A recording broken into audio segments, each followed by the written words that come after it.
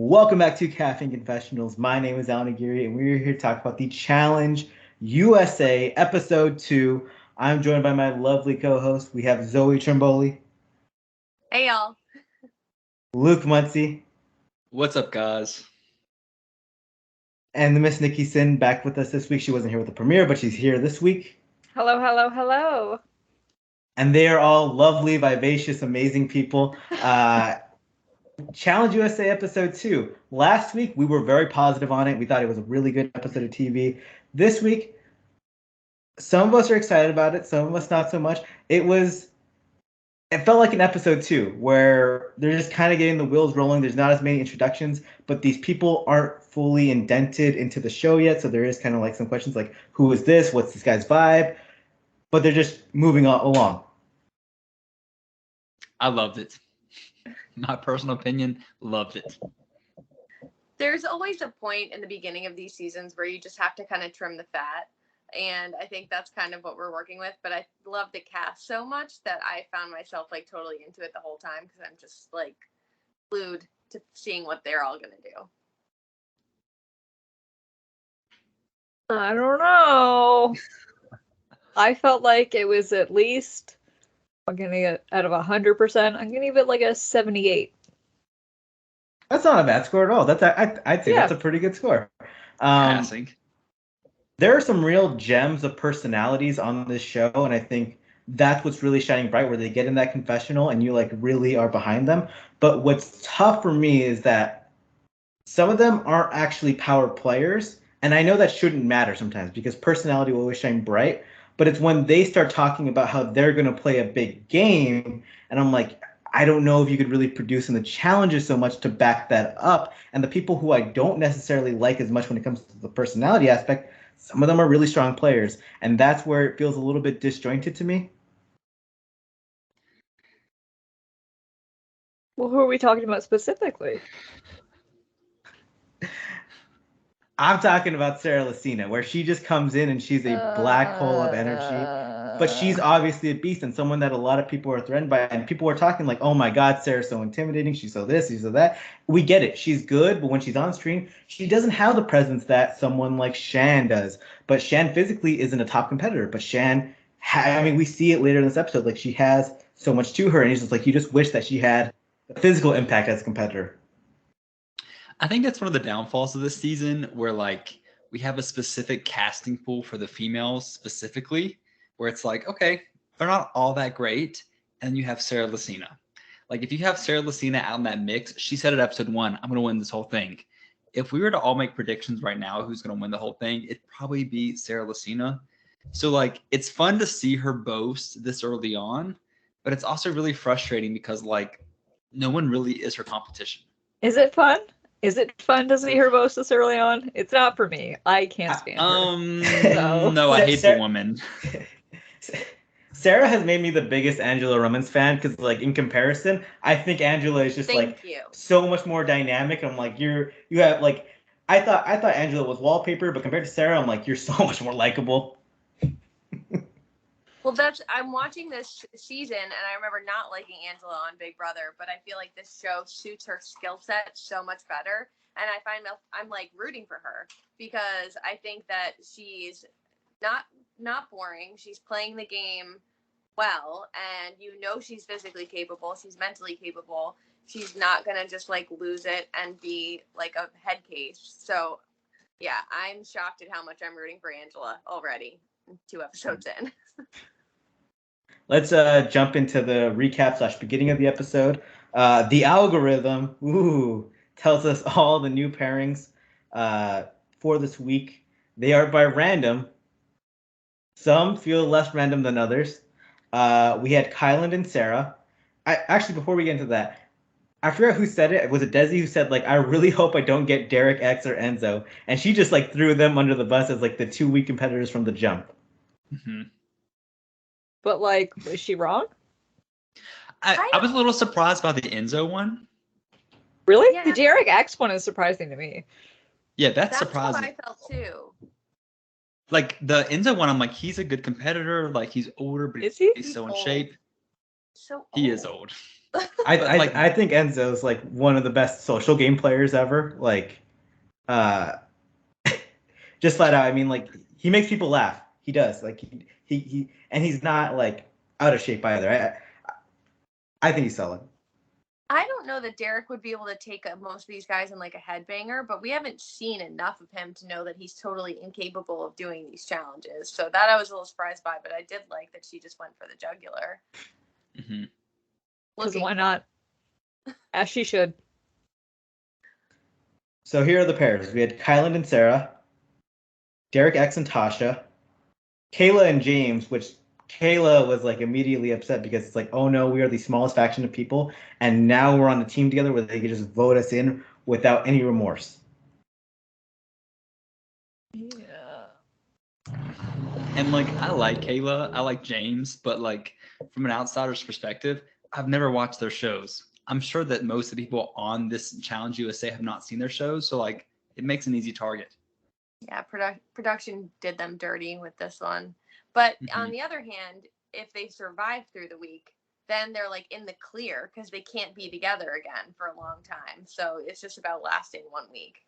Yeah, because this crazy algorithm that always changes. Super random. Then we had Tyson and Justine. And Justine was like originally at first she's like, oh, this guy just voted out my best friend. And I'm like, Justine, that losing your best friend is the best thing to ever happen because now you can make a new best friend. You can make new alliances in this game. You get a great partner. Like the world is your oyster now. These two, if you watch the like cast breakdown video podcast, these two are my winners picks, and to see them together, like my heart just started bubbling. I love both of them. I love that Tyson immediately was like, all right, you got to do some damage control, but he had it under control within like, it felt like a minute. Like she was like, okay, fine. Like, let's move on. I'm ready to win. Mm-hmm. Yeah, I'm glad. Oh. I was just going to say, I'm glad that these like Love Island people are realizing that like, this is a different show. It's a different game. There's more at stake. Then we had Angela and Leo, and I think I mentioned this last week. I love this Leo guy. I don't know what it is about him. He just has an energy that just like, I think he has just an amazing energy to him. And even she said he's kind of like a ball of fire. Like I think he's a good guy. Just little note. I like him. Anyone else? So. Yeah. Xavier and Ozza were a pair. Cashel and Tiffany. Enzo and Alyssa. Danny and Desi would just look like a strong pair. I'm sad that they won't be pairing again. Mm-hmm. Dom and Shannon. Ben and Shan. Cinco and Cache, which is just the best way to stir the pot from the jump. That's the one where I'm like, this is not random. Like Zoe and I were texting during this episode, and it almost felt like, okay, like production feels like one of the two of them aren't going to last that long. Like now's the time to put them together because they're exes. I don't know. Yeah, that's 100% what happened. They're like, these guys are not going to make it that far. We need to at least just create a little drama in the beginning. And it worked. Yeah, Love Island has a target on them, so they had to guarantee that this pair would be happen no matter what. And then we had David and Kyra. And Zoe noted this last week. I don't know. David didn't get a single confessional in the previous episode. Only person. He gets a confessional this week and then just wipes out in the daily challenge. It was the funniest shit ever. It was just. Oh boy. I don't know if he's made for TV. He did get his one confessional tonight. Immediately forgot about it after it was over. Don't remember a thing that he said. But I do remember the sound he made as he was hitting the water in the daily challenge, and it was like someone had like popped like an air bubble out of his body, and he was like, "Ooh." Are you okay? I think did he also say like this is bad for me? There was like some sort of vocal like this is bad for me. Yeah, he was in the water. I'm hurt. And I was like, you're the worst. Go home. Oh boy, yeah. Nikki, he did definitely say that, but when he said it, my brain was like so like Did I think that? Did I just think that out loud? I was like, is this me? Am I the drama? Nope. Nope, it's definitely David. TJ, that was the time for your cackle. Where were you? Yeah. I'm sure they have enough of those saved up. And David is so perplexing to me because on BB21, he was basically non-existent. Like, yes, there was the racism. Like, he got the short end of the stick for sure. He came back on All Stars and did nothing. He's been called for like X on the beach and he declined because he said, I'm too boring. And I think we're just kind of getting like a second visual vet on CBS Challenge. Like, he's just a boring guy. Like, CBS, can we agree to be done with David after this season? Can we be done with him? Like, it's like, whose parent is like on the board of directors of CBS that like David's. he keeps getting fucking casted. I mean, that the BB21, there were many articles written at that time, including by me. It's like, oh, what's going on here? So I think he has like a card for life of like he can be on whatever show he wants. We got to move on from David Alexander, but we got to move on from him in this recap and into the episode. I will thank you to him though, because he might have saved us from Derek Fraser, in which case I think we all owe him a debt of gratitude. So thank you, David. Appreciate that. We get back to the house and we have Tiffany stretching out Cinco. They're getting pretty close. They're having, like two friends would. Tiffany's like, oh, well, if I got to flirt with Cinco to help my game, I'm willing to do it. Looks like a little bit more like, it's not one-sided flirting to me at all. And I don't think that this was politicking. I think that she's just genuinely like has a lady boner for Cinco, because the Tiffany that I remember from Big Brother would have understood the power dynamics in the house and understood that he does not have any power. So like flirting with Cinco is not doing anything for you. It's just it's just pissing off the Love Island girls and making everyone be like, oh, what's up with her?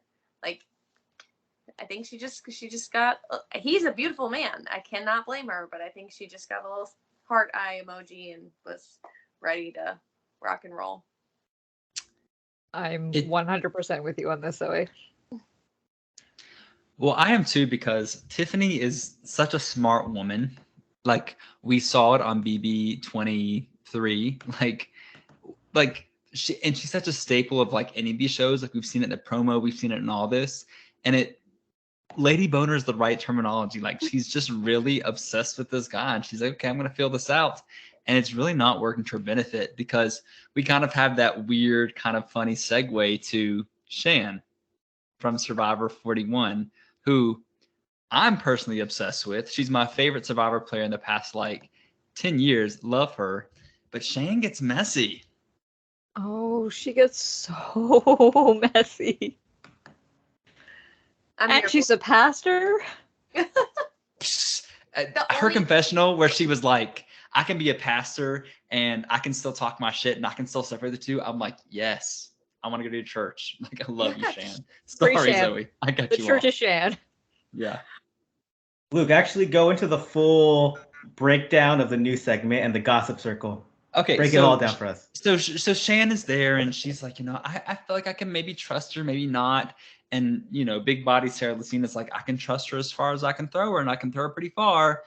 And Shan kind of like jokes like, oh, I couldn't throw her there very far because Shan's not super athletic. But Shan also has these weird connections to a lot of these Big Brother and Love Island people before the show even filmed. And she's like, I'm just going to say that, Tiffany has lots of connections. And Desi makes the joke that like connections involving DNA swapping, things like that. She basically alludes that like Cinco and Tiffany have had this like weird sexual relationship before this. And the rest of the Survivor crew joke that like she's had many other sexual relationships. It's just very messy of Shan, but it's exactly why I love her. And what I liked about it was that it wasn't slut shaming in any way. Mm-mm. Like, she wasn't like, oh, it's so gross that she's just like hanging with this guy and this guy and this guy. No, she's just like pointing out. She's like, hey, I've noticed these few things. I've noticed these connections. The one thing that production's totally missing out on, though, is when Shan has had these moments, like on episode 1, her and Danny did exceptionally well in the first daily. She's being super messy right now. Why are they not taking that backtrack from Survivor 41 of her humming and whistling and putting those over her messy moments? It's exactly like the cohesion I need to like take all these shows together. But aside from that, like Shan's getting her dues. Like she's not the most physical player, but she's very strategic, very personal, very just like intuitive. She's so likable. Like I think everyone that like meets her like wants to hang out with her, which in this sense, as it like in the challenge house, that can be a huge thing in your favor because it may come back to bite her like closer to the end, but it will keep her safe for a little while. Just the fact that people really like her. Well, and I thought about Sarah specifically. Like Sarah is clearly the front runner for the show, and we had a moment of her like engaging with Shan and like trying to get the tea from her almost. And it's like Sarah is someone who could take this all the way. Like if she wants somebody gone, she can have them gone. But Shan has that layer of like, here's information about these other alliances that you might not know. And I'm like, this could really save her for much longer. And I love it. I love it. And I mean, I'm so happy that Shan had the music in the Survivor and now this new scene. It's like, who does it like her? No, like really no one else. No one. But there is something like that was like my favorite technical aspect of the episode. Something I've wanted to mention is that the music is just so painfully generic on this show. Not And good. Yeah, because like people like on Challenge All Stars, the nostalgia theme with the '90s and the early 2000s music really amplifies the show, and it puts you in the vibe of like you're watching an OG show. Uh, I'm not saying that we need some like new age music for this show, but we just need a consistent theme. Like I don't even like there's something lacking to the show, and I feel like good music adds to a good show. Well, to that point, I feel like there's not a specific vibe. Like they could pick a genre of music, they could pick like even like a playlist of like a certain artist, and like it could be consistent throughout the season. But with this being primarily on CBS and of course shown later on Paramount Plus, like I feel like generic's all we're gonna get. So disappointing. They couldn't try harder. Use that budget. There's Yeah. Come on, like have a little creativity. It's not too much to ask for. Just like What, Emmy? Emmy was busy. She couldn't make a. Good lord. Oh. Like I don't even need like. You know what I would really like if they gave like one of the Jonas Brothers a reality show, but like the deal is Challenge USA, every song has to be a Jonas Brothers song, and it's like at least we had a consistent theme because like the Jonas Brothers, they have some bangers. They have some. They They just got a reality show on ABC. Yeah. Oh wait. No. There was a Jonas Brothers reality show. No, but there currently is one on ABC, but that's a whole different story. Who has a good discography that we could use?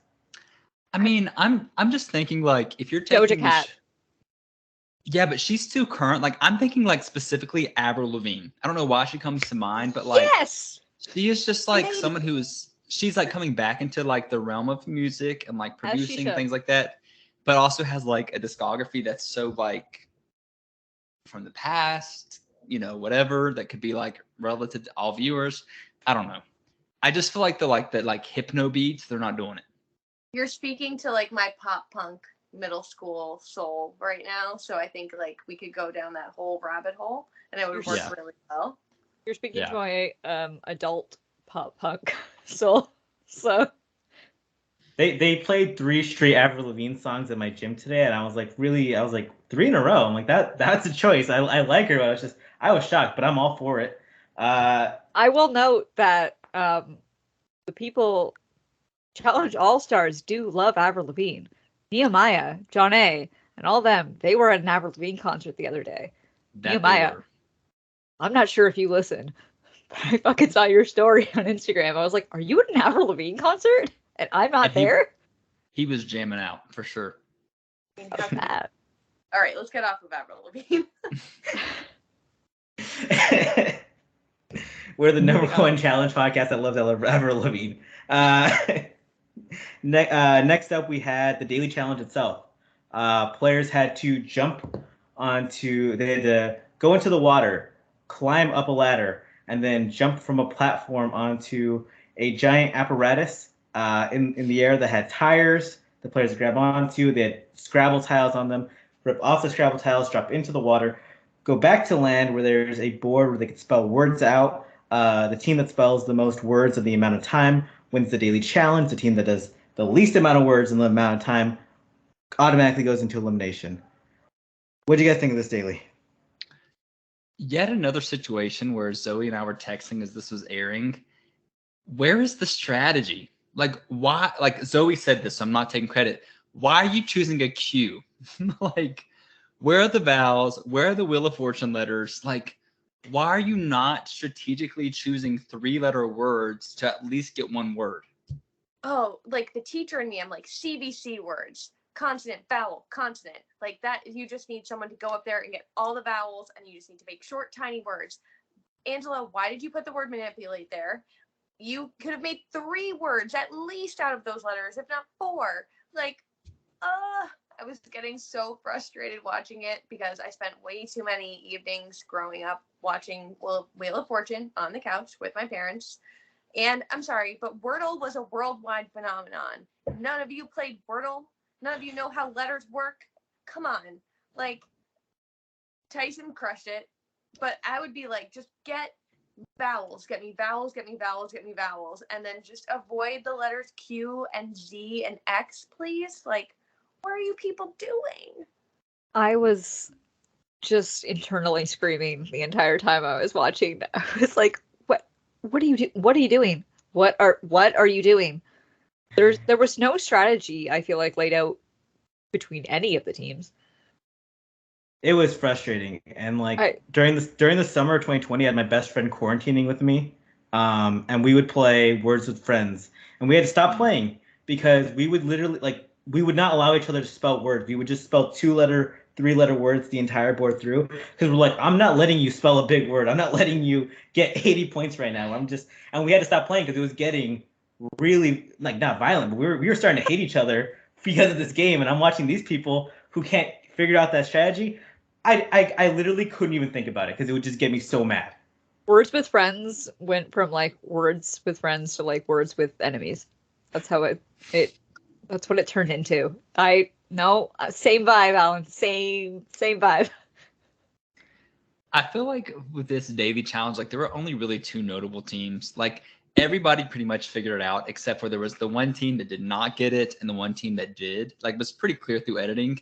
We had, who was it that was the team that did not get it? It was Kayla and James. So I want to say there was the physical aspect of this game as well, where Kayla and James, who they're 2 smart people, they just could not literally jump onto the platform, and they slipped off because James was afraid of heights, didn't have the physicality, and Kayla just didn't have the athleticism to do it. So that's what it came down to. Yeah, I was watching a lot of the women struggle jumping onto the tires, and I did a Tough Mudder a couple of years ago, and I had to jump onto a cargo net and died because I fell right into the water because I focused too much on trying to grab the cargo net instead of trying to find somewhere for my feet to land, because that is the key, especially like a lot of us don't have great upper body strength. So if you can't hold your body weight up with your arms, you better have somewhere for your feet. 100%. And I think that's where people were struggling. And I want to say too that like I didn't realize this. Maybe it's like lack of me researching, but Kayla had mentioned that her and James were from the same season of, Amazing Race. And like I feel like when you know someone before you come into the season, it gives you more leeway to like kind of like fail because they know your weaknesses, they know your strengths, they know like all these things. We talk about like people that have like, they really like want to perform for their partner. But I feel like if you've known your partner in a previous show, like, okay, it gives you the excuse to like fail. And both of them gave a really poor performance. It felt like they weren't trying even. I think they tried. I think they just like, they didn't have the wherewithal to like step back and be like, all I need to do is one of us needs to land on here. We need to be able to make one word at least. 3 letters. That's all we need. But someone just had to grab some letters. I kept saying ICE. I'm like, ice. You gotta do it. They wouldn't. I'm like, what the fuck? Sorry. No, you're good. I did have some notes of some people. Cashel and Tiffany actually did pretty well in this challenge. They got 6 words. I think that was the second highest of any team. People were mentioning that Cashel looks really good physically. I did like Tyson's, like, are those popcorn muscles? Are they functional muscles? I didn't really see him as a big physical threat until people mentioned it this episode, but also as we'd see later in the episode, they had to talk about him. So I don't know if he was actually a threat or not. I guess we'll never know. I don't think he's a threat.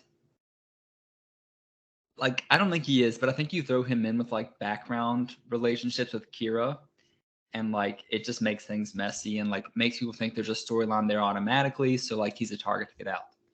Well, and like physically, if you compare him to like Dom, Ooh.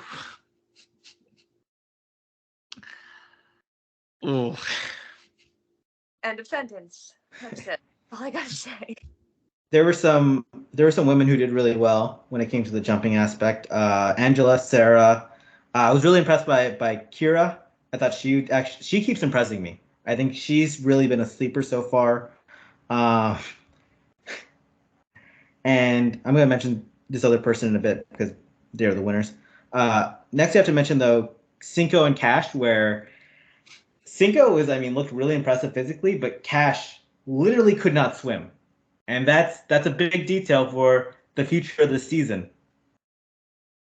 She's not going to stay very long. She just can't. She was like literally like in one place just kicking her feet. And I was like, you got a life vest on. You could like move. Yeah, I'm a very weak swimmer. Even I know what to do if you got that life vest on. And can I just vent for a second? Because I did not like Cachet on Love Island. I'm sorry for the Cachet fans who do not like the girl. She's a lunatic.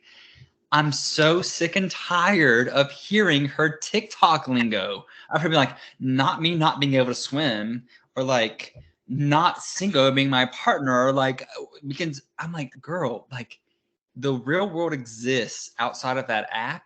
Please remove your like everything from speaking that way. And that's a total like detraction, but it's so frustrating because, and I love Shannon, but she's doing it too. And I'm like, this is Justine is too. And I love Justine. The TikTok lingo, let's please remove it from this show. It's driving me nuts. So Cachet, disappointing showing. She's got to go. Like, I can't. It's not just TikTok lingo. It's like real world lingo.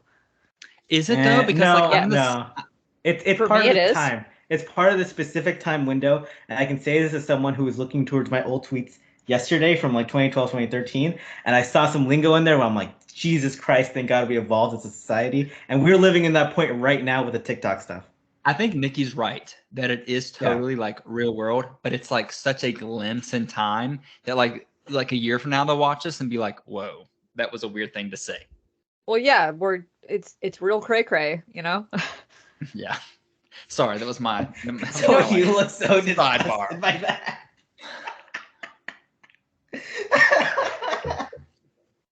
Sorry. No one wanted me to bring cray cray back. No, leave it whatever year it came from. Let's just leave it there. But like, I'm dabbing now for anyone that's just listening. How old are these girls? Like 24, 25. Like, yeah. It makes sense. So I can give them their pass there. Yeah, I think that's all it is. Yeah, I mean, just gotta accept the.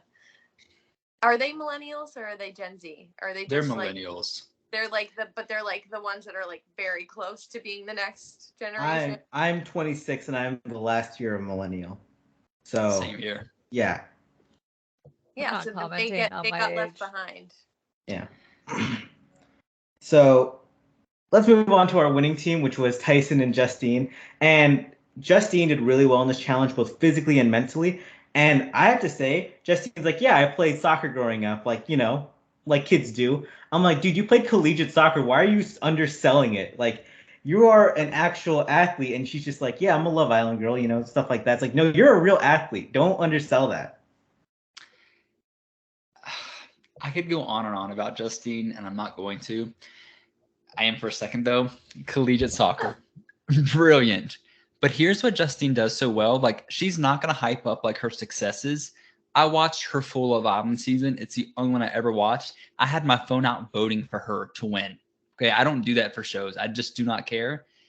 She has charisma that's going to like translate 1,000 different ways. And I feel like Tyson telling her, like, you know what, we're winning money for you. We're going to win this. We're going to get this done was all the motivation she needed. Like, she's highly intrinsically motivated by just like the simplest thing to get going, and love her. Tyson's a great motivator. For sure. Tyson's the ideal partner, right? Every girl's got to be sitting there hoping that Tyson's their partner. Well, and I have to say too, sorry that I'm talking so much, but last week Allan said, like, this show is such an interesting show to watch because you don't have that person who's going to be edited as like the CT, the West, the Johnny Bananas, like everybody's on the same playing field. But Tyson already has emerged himself as like, hey, I'm the star of this show. Like, I'm mentally there, I'm physically there, I'm strategically there. Like, here I am. And it's so fun to watch because like I can as a viewer myself imagine him alongside like the Wesses, the Johnnies, the CTs, and like how he would fare against them, like how he would run strategy. So his casting choice was just brilliant. He feels like God's gift to the challenge right now. I'm sorry, he does. Thank God he's there. For years, I've thought that Survivor players would transition so well to the challenge. Like, I do not think that all challenge players would necessarily transition well to Survivor. Let's just like call it what it is. Survivor, I think, is the hardest of the games. Not everyone's cut out for it.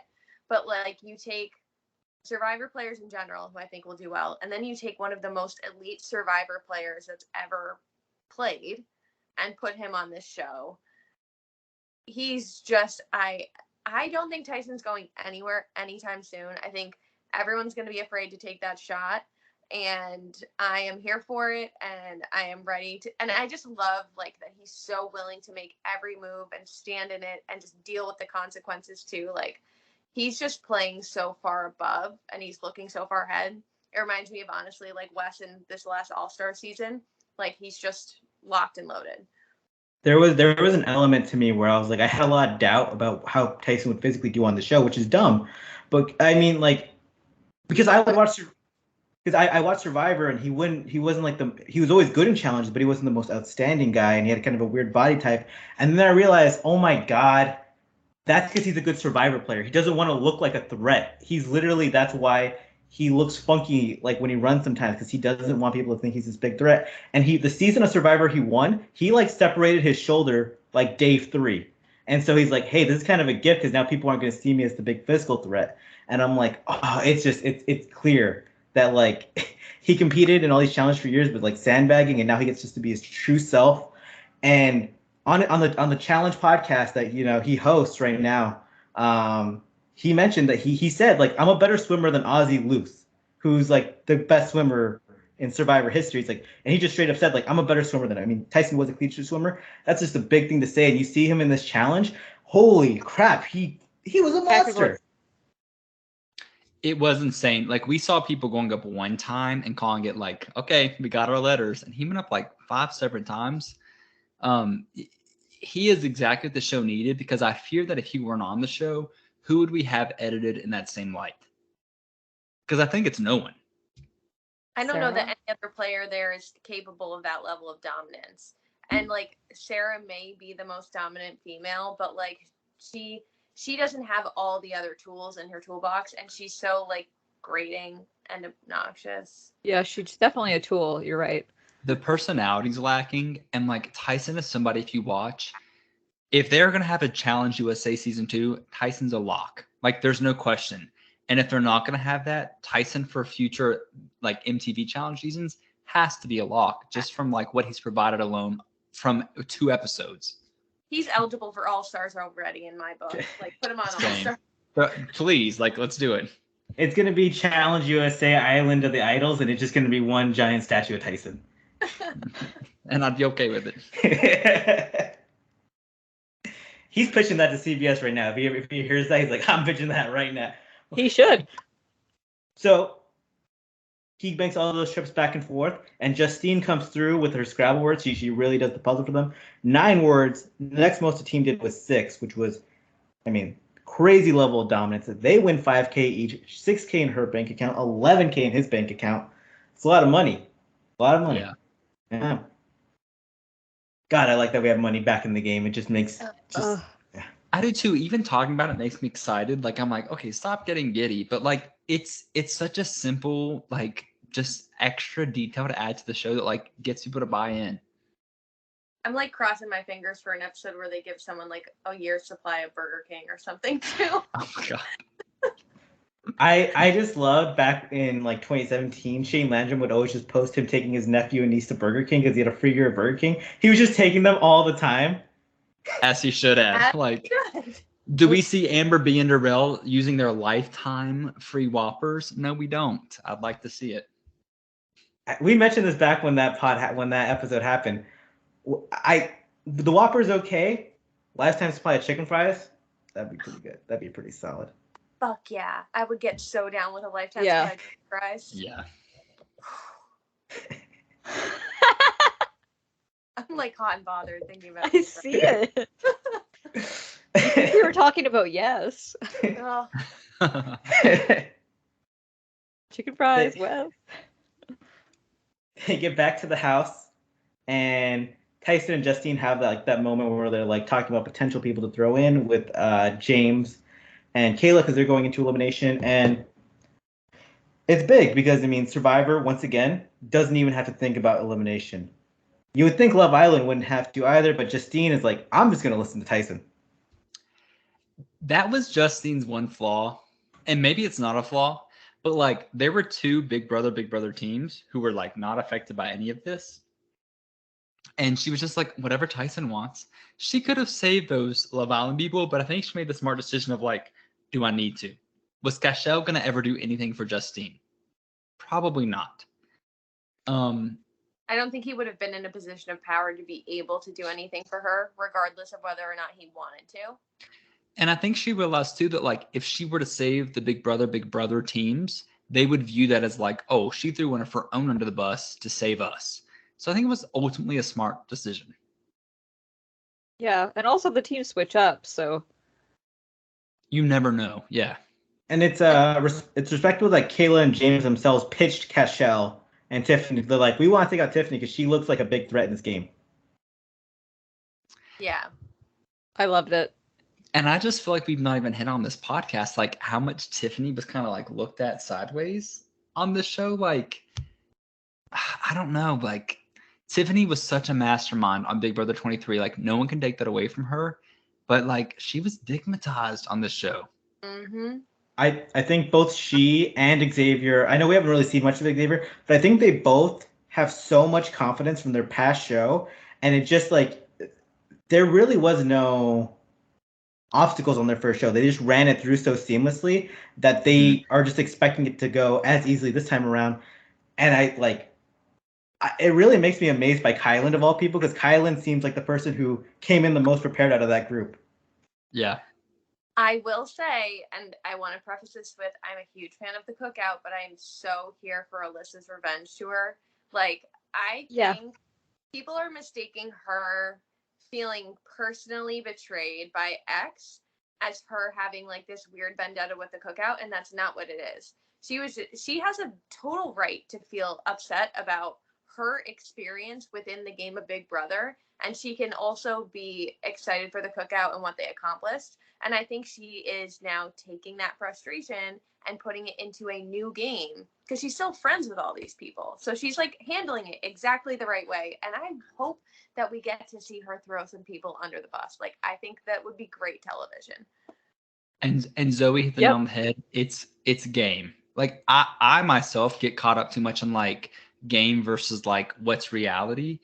And like people are so upset about like Alyssa and even DX and like things they've said. And I get it. Trust me, I do.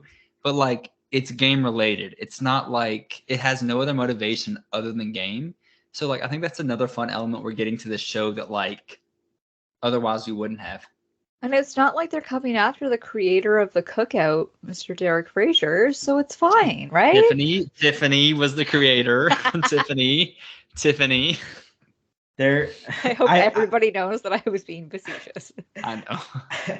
I'm so supportive of Alyssa because, like, as someone who watches the challenge, I've watched Anissa come on this show for a decade, lose to the same people, and then be like, why are my friends doing this? Why is this just like, dude, you're obviously fourth on their totem pole. At a certain point, they cannot save you. And Alyssa's like, I'm not going to align with these people. I'm third, fourth best girl to them. So, like, what's the point? Game is game. Yes, and on top of game is game, thank God there are people on the Challenge USA that are clearly playing to have callbacks for a future iteration of the challenge, whether it be USA, whether it be the MTV version. Like, it's clear they are not playing like, oh, this is a one-off game. Like, just thank God, because we need more people like Alyssa who, even if you agree or disagree, they're going to cause ripples. Like, that's what we need for a game like this. Even if you hate the ripples they cause, it creates entertainment. I'm here for Alyssa. Yeah, I'm Team Alyssa. I'm Team DX. Allan takes a deep breath. I'm so sorry. No. I'm just like about it. I'm thinking of the pace. I'm like, what happened next in the episode? I'm trying to remember, and I'm like, okay, we had Cinco carrying Tiffany to bed. We did not get a club scene, which really disappointed me. I know they're not doing much at the club. I know this is a PG show, but still disappointed me because I felt like it was a needed scene for the social aspect of the game. But yeah, we see Cinco carry Tiffany to bed, puts her in the top bunk. Really impressive. I mean, for me, I don't know. And you just see Cachet. Someone like Cinco. Oh, hell yeah. Dude's the unit. It's just funny that Tiffany's 41 years old, and I'm not gonna like age discriminate, but like Cinco is like 24 years old, and he's with someone 17 years older than him, like putting her to bed, like throwing his hip out instead of first being thrown out. Like, it's exactly what I want to see on my TV on a Wednesday night. It really is. Sorry. I'm like so proud of Tiffany. I think that is such a boss move to have this beautiful, like, just gorgeous 24-year-old man wrapped around your finger at the age of 41. Like, that's goals. Like, sign me up. Especially because there were so many rumors, specifically around the time of this filming, of her and Kyland being a thing. Yeah. Who said she can't have more than one toy? You're allowed to have more than one toy in this world. And all I'll say too is, if you watch this, and you can watch Kyland's stories on Instagram, like if this is posted by the time they're still up, which they will be, Kyland has his own fair share of women too. So Tiffany's just playing the field just as much as Kyland is, and I love every second of it. I saw him in the car with Cachet. With Whitney, with Tiffany, with all these people, with Marie, with Michelle. Trust me, look at his story. You'll see it. With Elena Davies, I'm just saying, okay. Sorry, Allan. No, you're adding to the show in a great way, my guy.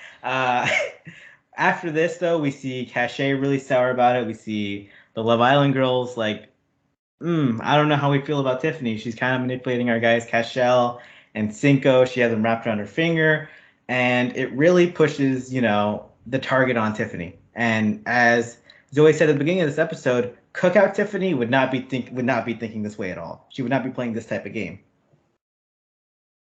She just didn't have the chance to work her womanly wiles this way, and she just was enjoying her little vacation.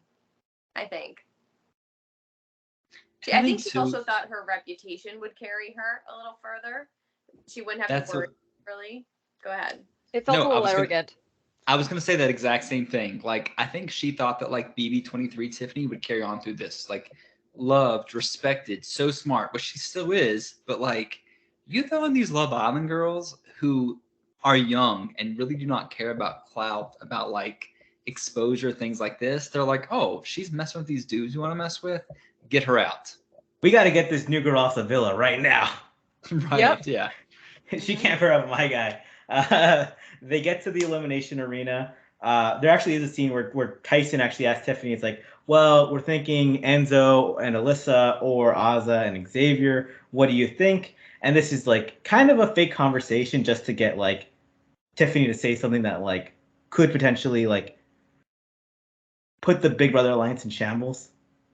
Well, she does also throw Alyssa under the bus immediately, which goes to show that Alyssa's dead on with what she's thinking. So,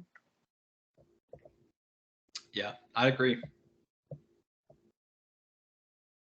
They get to the elimination arena and they make the big play. Tiffany and Cashel are going in elimination. Cashel's face was just total disgust. Tiffany's like total confusion. They just did not see it coming whatsoever, which was fantastic. We love a blindside. yeah, I love Tyson saying that to Justine too. Like, oh, look at you. You're very blindside. So excited. There's no blindsides on Love Island, so. It gave me big Despicable Me vibes. Well, and honestly, I felt the same way because if anything, like I view this show as like a filter show to the MTV Challenge, and like the Love Island people, aside from personality, have nothing to show for that. So like to have them make these moves and like have these strange moments of like, oh, you blindsided somebody, oh, you won a daily and you did this, like I'm so happy for it. And like Tyson was the perfect person to highlight that for Justine. Agreed. And it is also somewhat on brand that even with Love Island making the first big move, a Love Island person is still going into elimination. Yeah, for sure. This elimination, though, legit looks so hard. But also boring. That's what it's literally. Hard and boring. I would be so mad if I was like, okay, I'm sent in, and then I'm like, oh, I have to do this? Well, and I just want to say, too, why the... Okay, go ahead, Allan. Sorry. We should probably let's just describe the elimination. Just people had to do basically a spin cycle. They do the cardio bike, and as they did the cardio, lights would show up to have a puzzle. They would then memorize. They have to memorize 3 puzzles. Very elimination. Go for it, guys. Now. I was just gonna say, like, if you know all you have to do to get the the lights appear on the screen is pedal, Tiffany, why are you going so slow? Like, it's because she's 41. What? Okay, 41 or not, like your hips still work. I would hope. Like, go. You know what? I'm gonna argue the 41 because I've seen All Stars. I'm not gonna argue the 41 for All Stars. I've been in spin classes. 99% of people there are 41, and I'm the weirdo. I'm the weirdo there.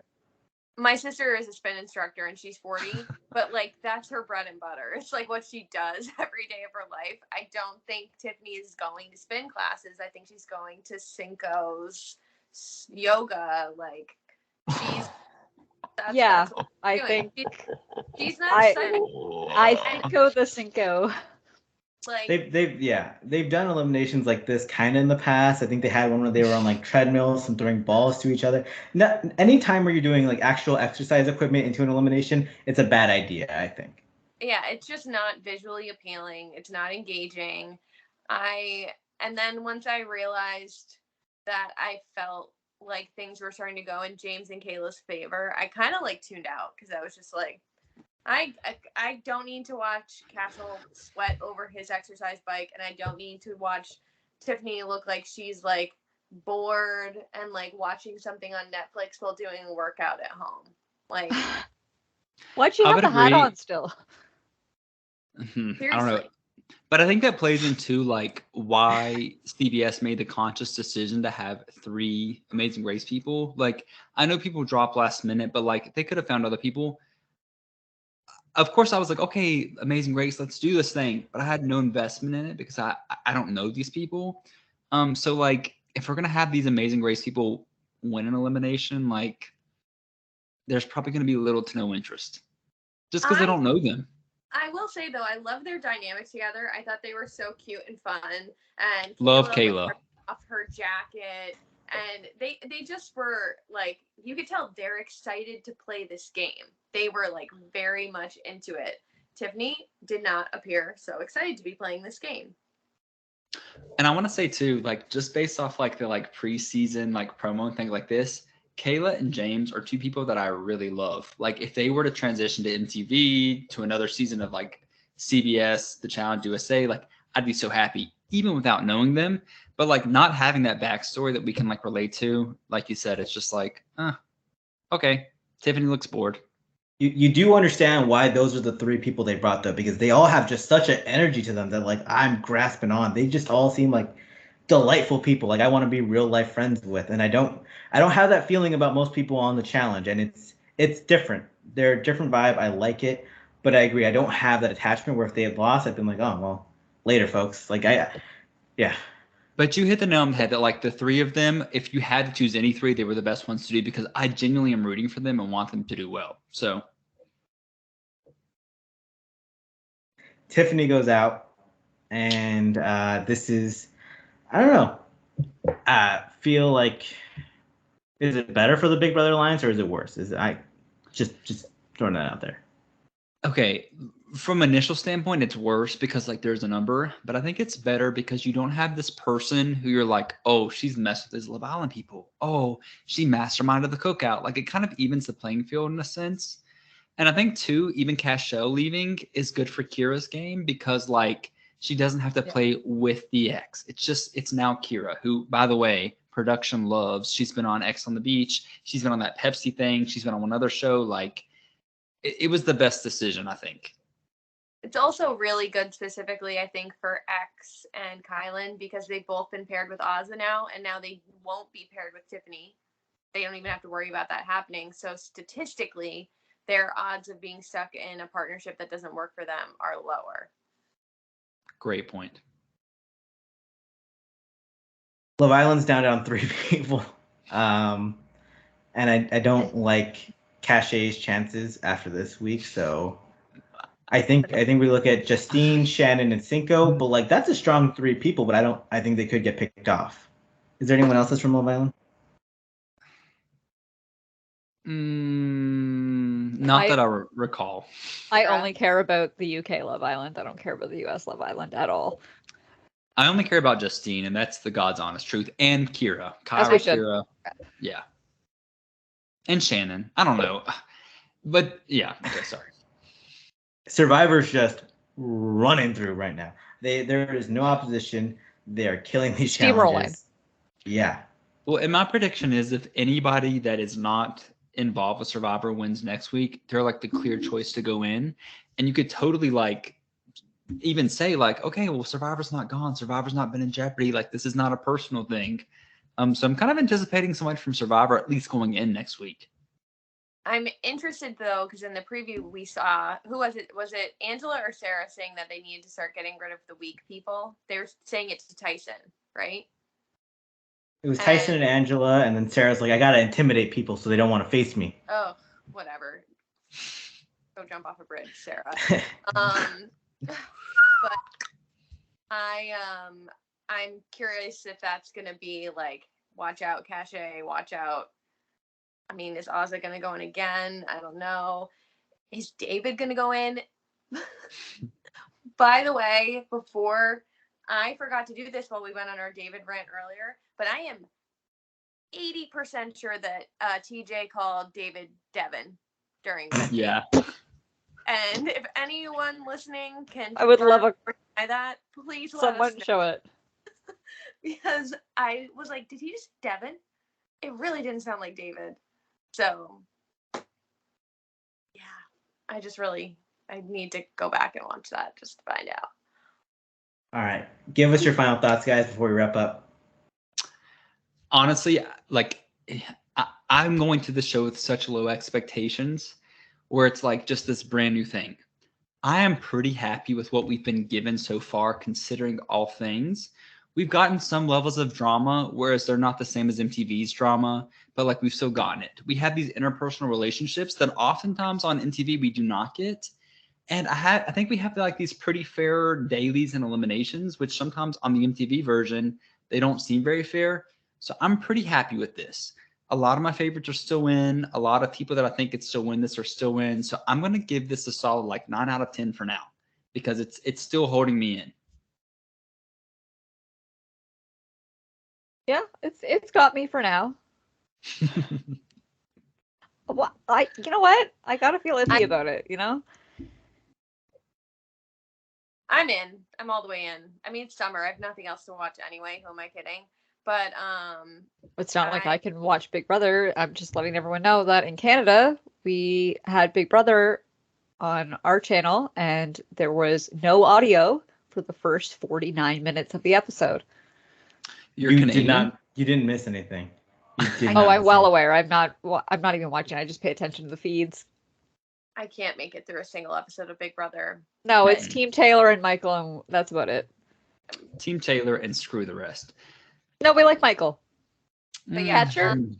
will Tyson take a third daily win in a row? Will we have an elimination that is fun to watch? I hope so. And I hope I don't have to say David's name again after next week. Devin, you mean? Darwin? What's his name? Doodle? Doodle. Seems like that's our episode. Hoping we get some Avril Lavigne next week. Hoping we get some Burger King chicken fries. That's what we're hoping for. Make sure to follow us on Twitter at CF Confessionals, Caffeine Confessionals Podcast, on Instagram, caffeineconfessionals.com to get links to our Spotify, iTunes, 5 stars on iTunes. Like this video on YouTube if you're on YouTube. Subscribe to the channel if you aren't. I mean, you're 57 minutes in. Just subscribe at this point. Follow Zoe on Twitter at Nani Gonzalez. Follow Luke on Twitter at Final Reckoning with the L's being I's. Follow Nikki on social media at the Nikki Sin, many platforms. Me on Twitter at the Allan Aguirre. Whew, baby. And everybody that can see this, let's note how much I love Allan's shirt. It's like 3 of my favorite things in this world. Fuck yeah. Have a great day. Have a great night. See you next week. Bye.